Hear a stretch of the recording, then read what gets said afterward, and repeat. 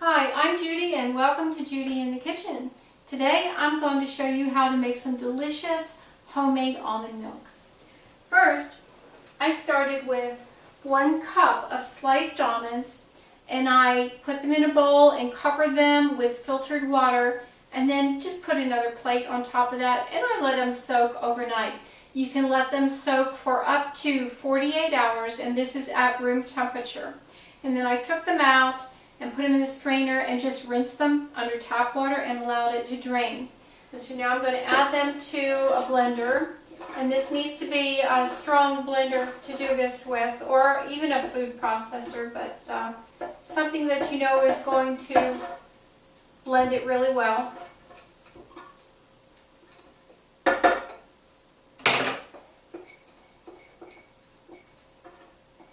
want to get them all in there.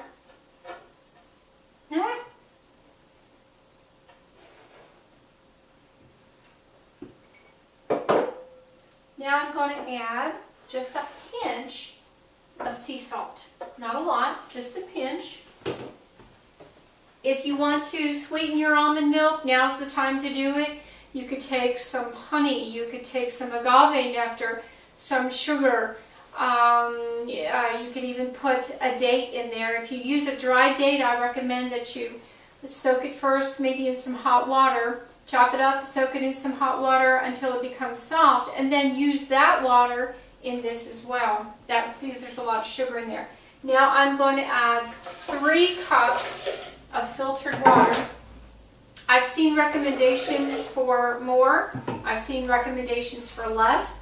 Obviously, the less water you have in there, the richer it's going to be. But I'm opting for a compromise, and I'm going with 3 parts of water to 1 part of nuts. And you do want to keep this in relatively small batches because this milk doesn't have the shelf life that store-bought almond milk would have. So I'm going to blend this on high speed for 1 to 2 minutes and we'll be right back.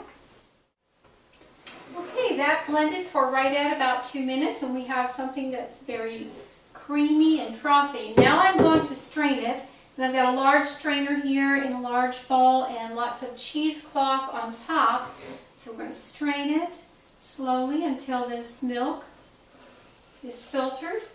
And what we're going to have is a lot of yummy almond meal left. You don't want to throw that out. That's really good stuff. You can take it and spread it out on a baking sheet and put it in a slow oven, maybe about 250 degrees, and just let it sit in there however long it takes until it is dry. Now you see I'm squeezing this. I want to get as much of this milk out of here as I can. And then I'm going to take my almond meal and dry it in the oven. And you can do all sorts of things with that. You can put it on your cereal in the morning. You can bake it into baked goods. You can top it, use it as a topping on yogurt, all sorts of wonderful things. So don't throw it out because you can do a lot with that almond meal. Here we go. We have some beautiful looking almond milk right there. For more tips and tricks, go to my website, handmadeinoiowa.com. Look for the recipes page. This is Judy at Judy in the Kitchen. Have a great day.